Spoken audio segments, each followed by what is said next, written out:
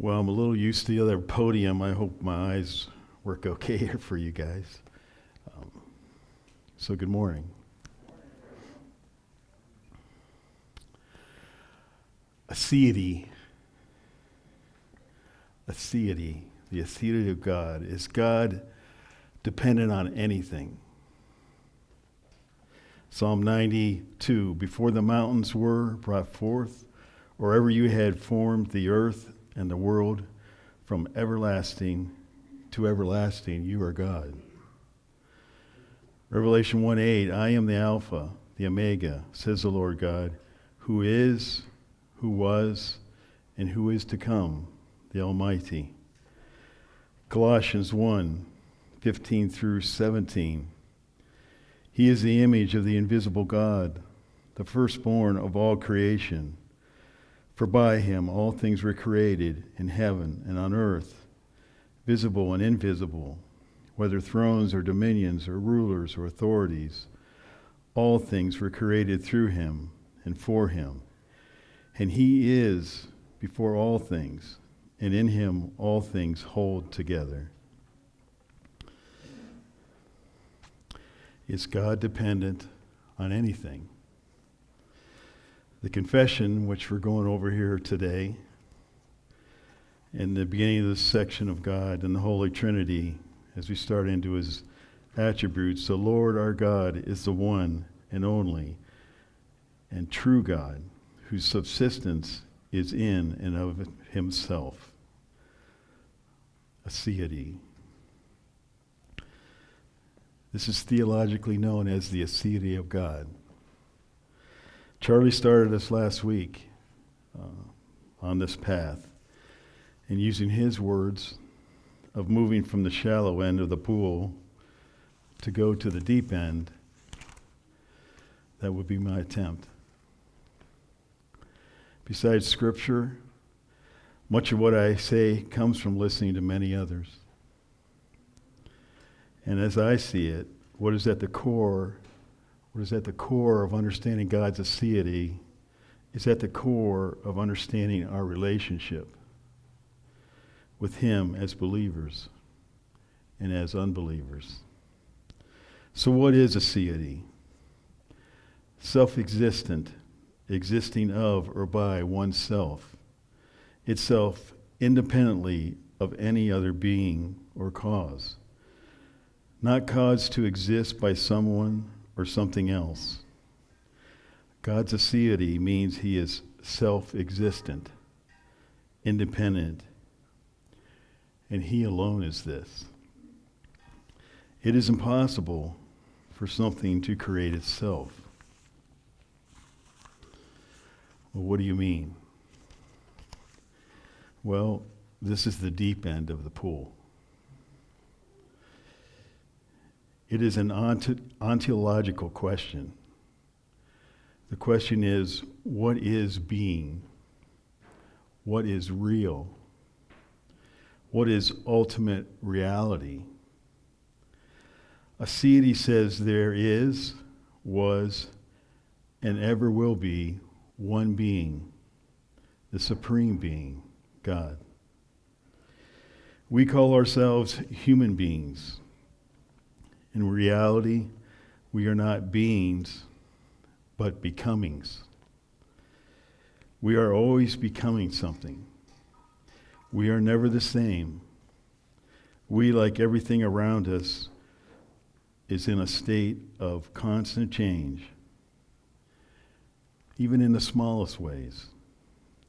Since I have started talking, my body movements have changed. My perspiration level has gone up. The air I breathe has different particles in it. And I, as RC had said, I am 6 or 7 minutes older than when I started. So there is constant change, becoming. I look back in the corner and I see Calvin. Constant change, right? I look at the rotation of the earth to get even way bigger. Constant change. But God never changes. In his self-sufficiency, he is the being. Turn to Exodus 3, if you would.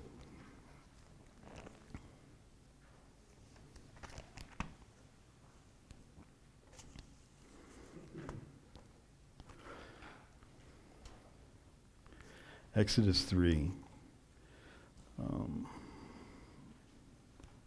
verse 13.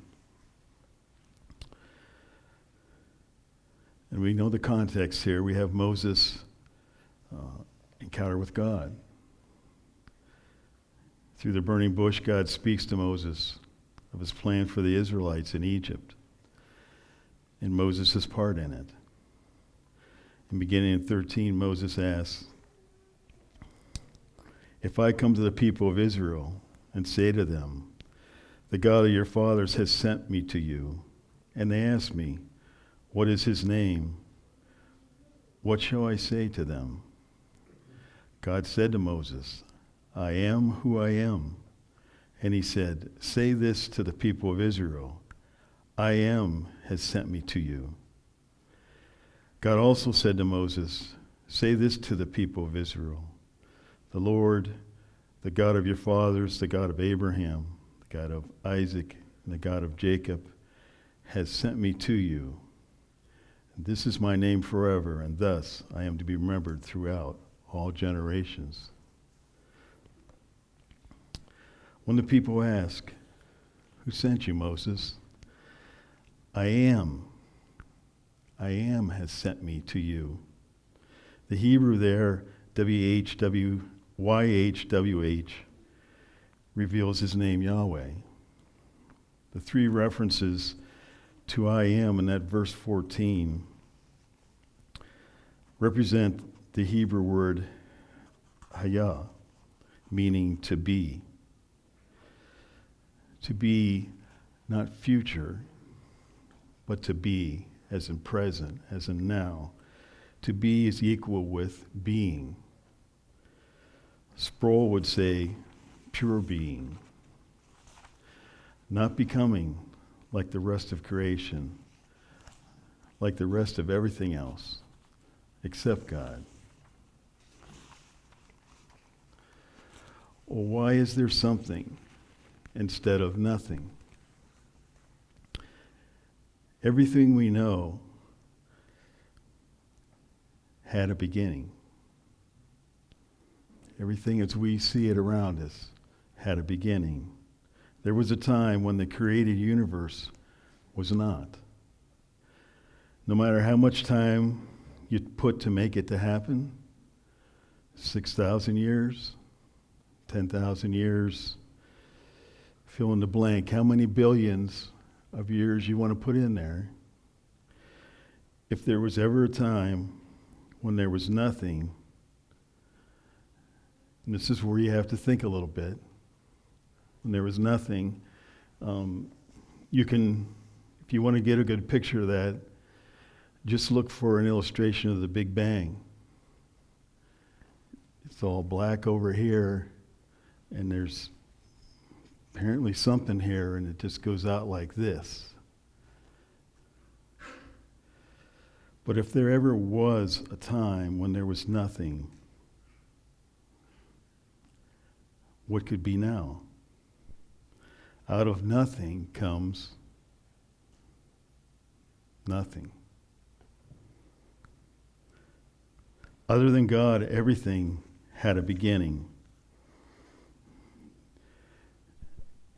And I remember this even as a young man, Genesis 1:1, if you can't get past this, you're not going to get the rest of it, right? In the beginning, God created the heavens and the earth. In the beginning, God. The Acidity of God. You can turn the page here.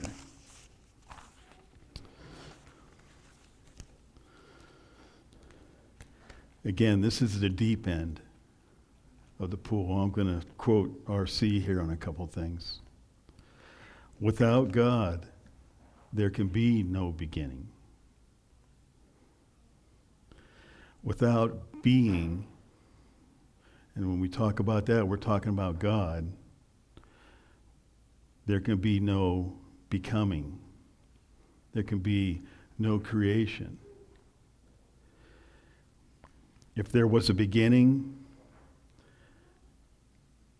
nothing screams louder that before the beginning, there was not nothing. There was one who has the power of being in himself. Let me read that again. If there was a beginning, nothing screams louder that before the beginning, there was not nothing. There was one who has the power of being in himself. There was a time I was not. You were not. The universe was not. Never a time God was not. He never came into existence. And there will never be a time when he goes out of existence. That's the difference between God, I am, and the creature, becoming. Isaiah 40:28 says, "Have you not known? Have you not heard? The Lord is the everlasting God, the creator of the ends of the earth."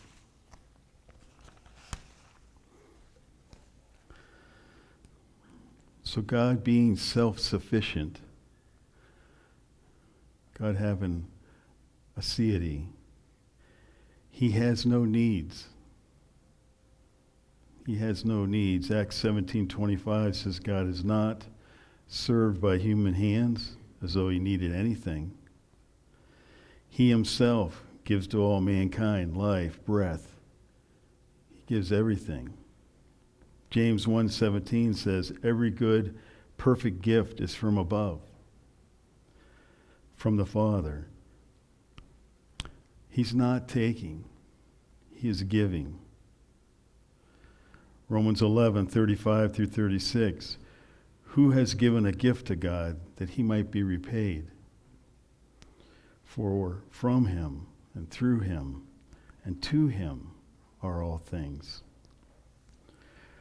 Turn to Isaiah 40 if you would. Isaiah 40.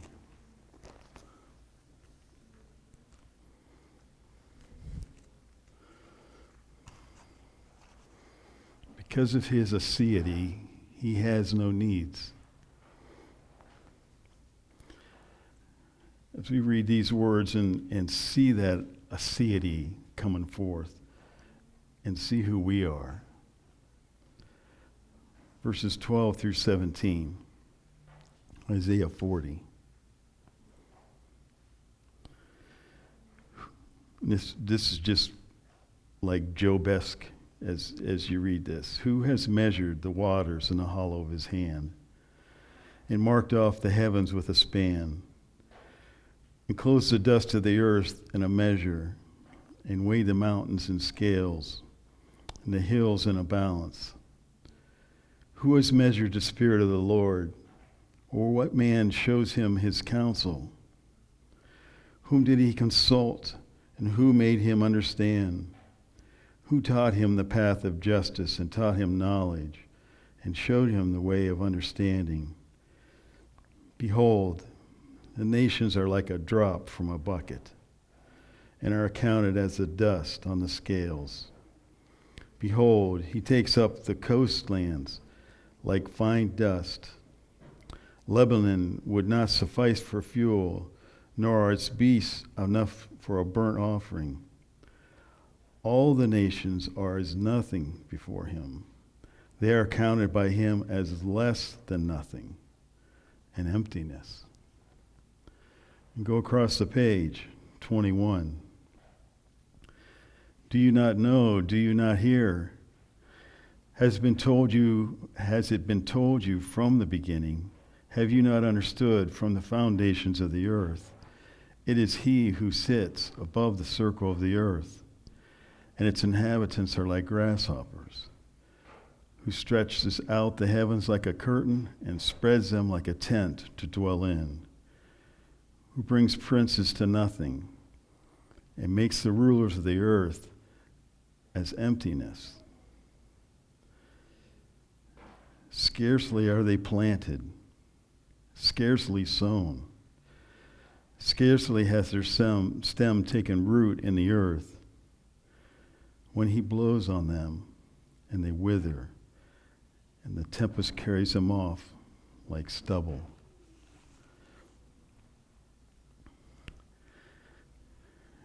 God gains nothing from us. He needs nothing from us. We are a drop in the bucket. Nothing before him, less than nothing, like grasshoppers.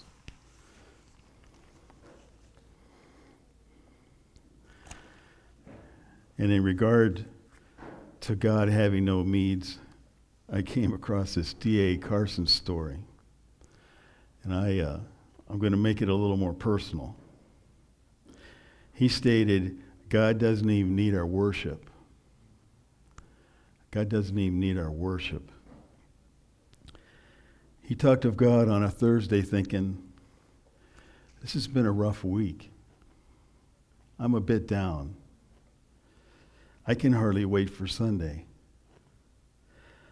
I do hope the Emmanuel worship team brings it. I'm glad they got that projector working. This thing is going to be amazing.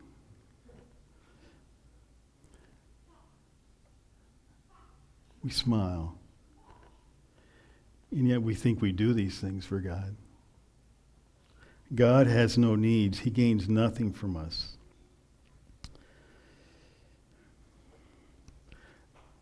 God is not greater because we exist, nor is he any less if we would have not existed.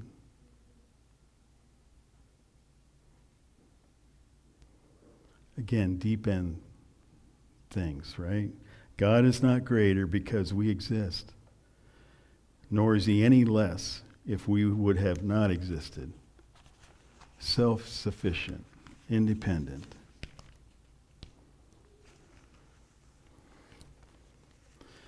So Aseity also says God is free to do whatever he desires. He is independent. He is self-sufficient. We are not independent. We are not self-sufficient. Acts 17, again, we are dependent for every breath, Paul tells us. We are finite. He is not. The preacher says in Ecclesiastes 3, verse 2, there's a time for everything, and in particular, a time to live and a time to die. The preacher also says in Ecclesiastes 3, verse 14, I perceive that whatever God does endures forever. Nothing can be added to, nor nothing taken away from it. God has done it so that people fear before him. Isaiah 46:10 states, just as God's purposes will stand, he will do all he pleases. Because of God's aseity, he does all he pleases.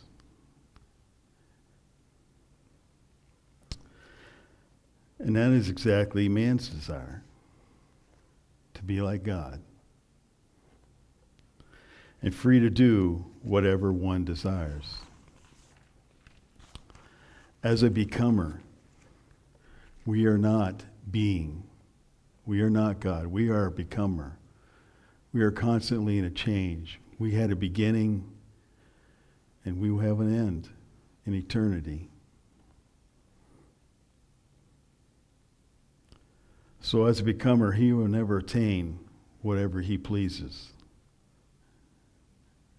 is the truth with man. Even as Christians, our opinion of ourselves, interferes with really grasping the acidity of God. Our sphere of experience, what we take in with our sight, our senses, the experiences that we live out, this sphere of connecting intellect and knowledge, logic, emotion, perception is lacking.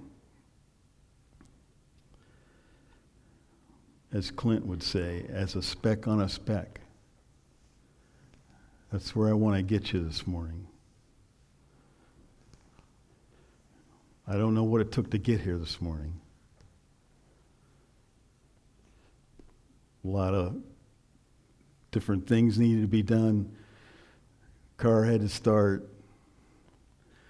All these things that led up to this moment. I want you to realize how little you are. As a speck on a speck. Clint just meant I'm just a speck on the earth, and the earth is just a speck in the universe. And as it goes beyond, right? We have no idea the beyond.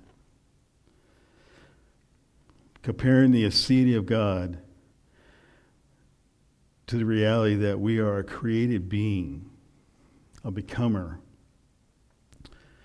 soon to be gone. So read there in Isaiah. And that's to be gone is a part of becoming something. It's all there. As a created being, when we consider the things in our lives not quite what is hoped for, things aren't going what we wanted them to be. This is where I want you to think about our God. Do we think too small? Is our God too small?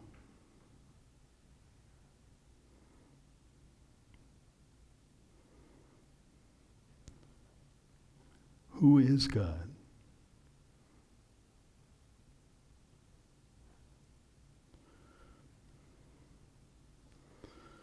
As Sproul would say, are our minds struck with a sense of awe? All you little specks out there and up here. Is there a sense of awe?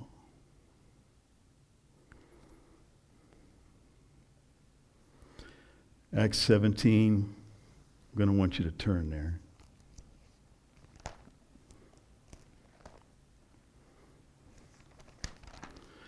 And I've already touched on this a couple times, but I actually want to read it.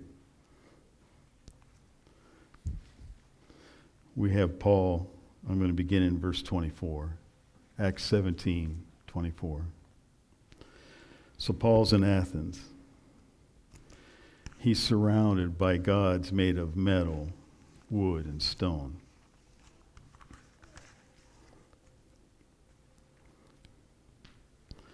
As you understand God's aseity, as you understand God's independence of anything, of his self-sufficiency,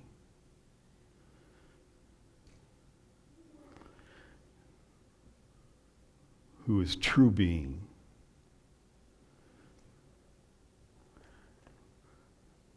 who was there before there was anything. 24 through 25, Acts 17. The God who made the world and everything in it,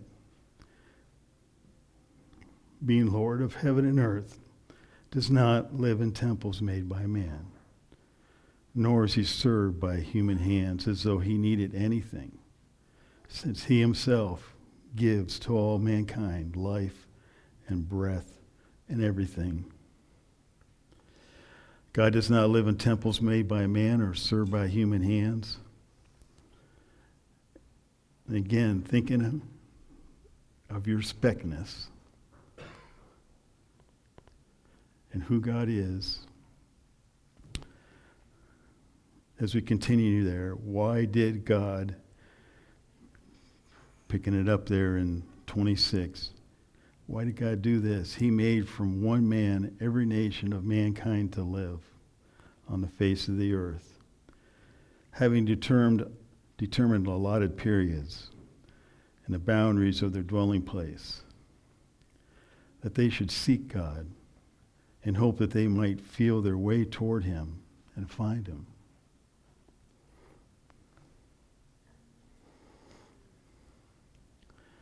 Why did God do that?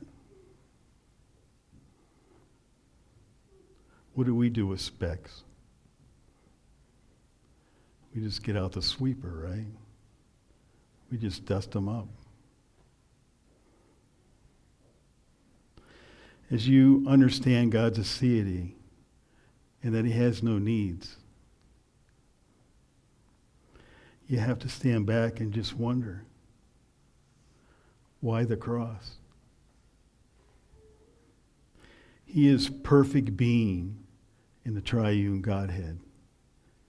He is perfect being in and of himself. His subsistence, it's all there. He needs nothing. Why the cross? God does not need us. Why interact with us? Why interact with us at all? Are our hearts like David? When we think about this, when we ponder this, Psalm 8, 3 and 4, verses you know well, when I look at your heavens, the work of your fingers, the moon and the stars, which you have set in place. And that's incredible when you look at what looks like specks to us. Innumerable, can't even count them. Those specks. What is man that you are mindful of him? And the Son of Man that you care for him? Considering that, on what basis can we fathom this? Jeremiah 31:3, I have loved you with an everlasting love. Therefore, I have continued my faithfulness to you. 1 Peter 5:7, cast all your cares upon him, for he careth for you.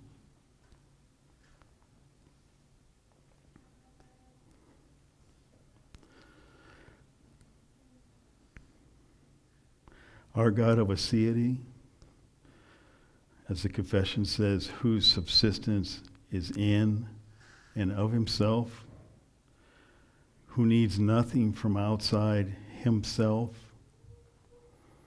That's right. Not me or you or anything. When you consider that, the question I ask myself, you should ask yourself, who is on the throne? Who are we trusting in? How then should we live?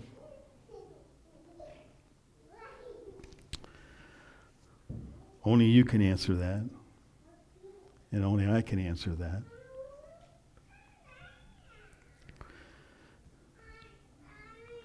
I can only say it would do no good, as the King James says in Acts 9, when we come to Paul's conversion there. It will do no good to kick against the pricks.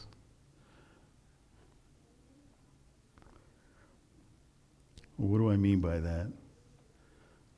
Especially if you're not a King James guy.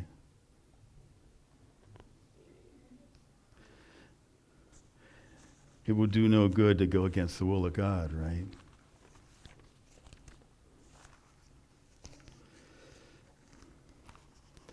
There's a little exposition that two guys, Garrick and a man named Baines put together.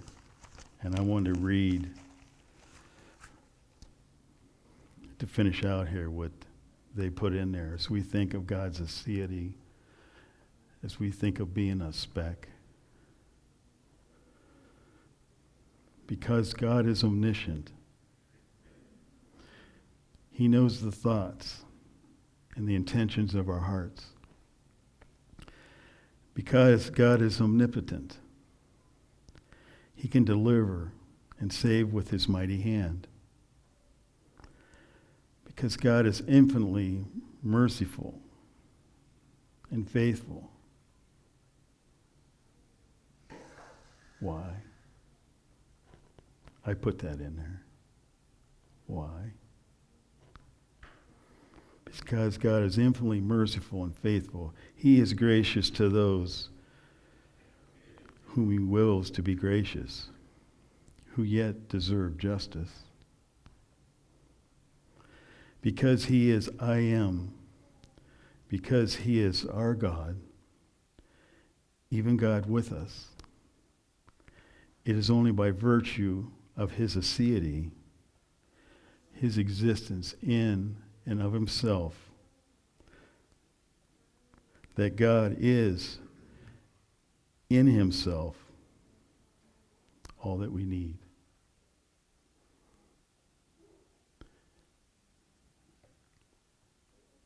That is very sobering.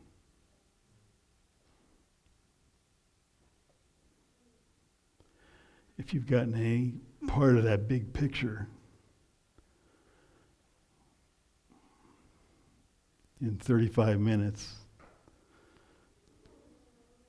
what I spent hours getting, I'd ask you to take some more time,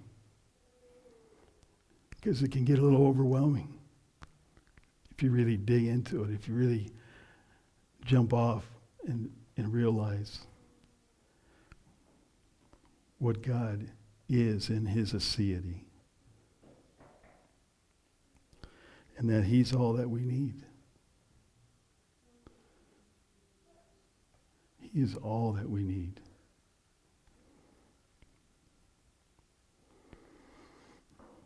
Any comments from anyone?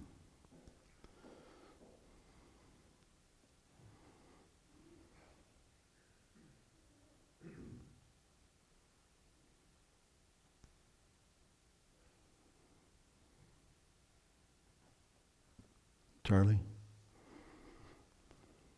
think at the beginning when you were talking about if there's nothing, there can be nothing. And a lot of people in this room, young people, are going to be going off to university where they're going to meet people who are satisfied with stopping at there being something and going no further. The Big Bang position that there was an infinitely dense model, infinitely dense particle that exploded Excuse and me. created the universe. They're happy to stop there.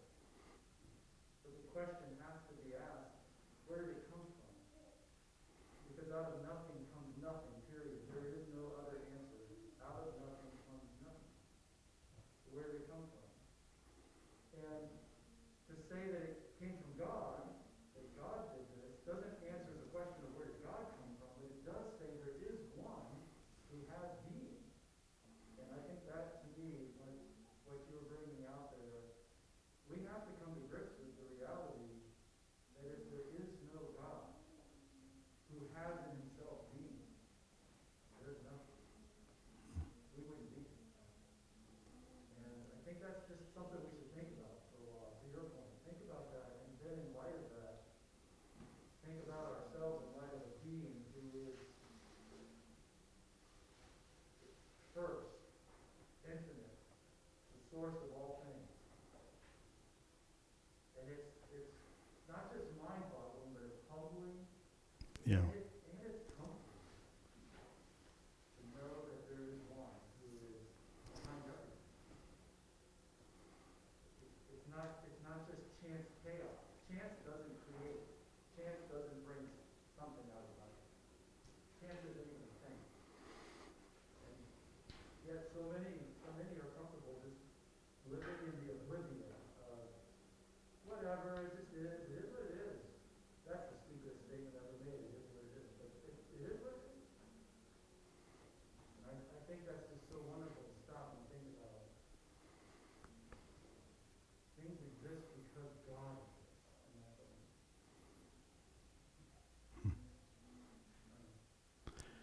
And it is what it is because God has purposed it that way. It is what it is because of God. Yes. Anyone else? Derek. Interesting in the text in Acts where it says God does not worship with men's hands as though he need anything. Just down in verse 28, Paul is quoting a pagan poet who acknowledged that in him we live and move and have our being. And so even some of the pagans noted that there was a being that we are 100% dependent upon. I was just thinking as you're talking, even if you take the idea of sin out of the equation, just us being creatures should be enough to humble us and show us how irrational and sinful our pride is. The fact that we can do absolutely nothing apart from God. We have no ability to do anything apart from God. And he is the one who just is. For us as creatures, to think so highly of ourselves, it's truly such a distortion of reality, considering who we are. Like I said, we're specks. Our hearts beat every second because God enables them to, and he can make them stop any second. And all the air we breathe, he can take that away. He can take away our ability to breathe any second, any moment. And yet we think so highly of ourselves. And yet we are absolutely creaturely. Good. Debbie?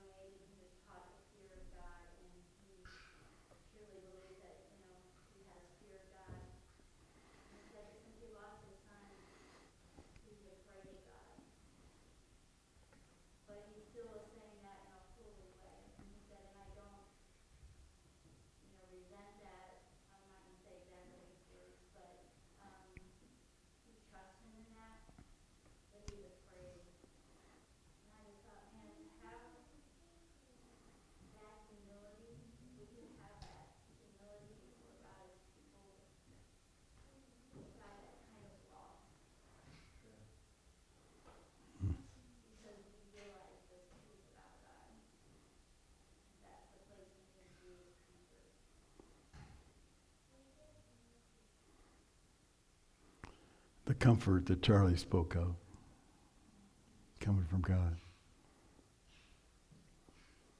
Anyone else?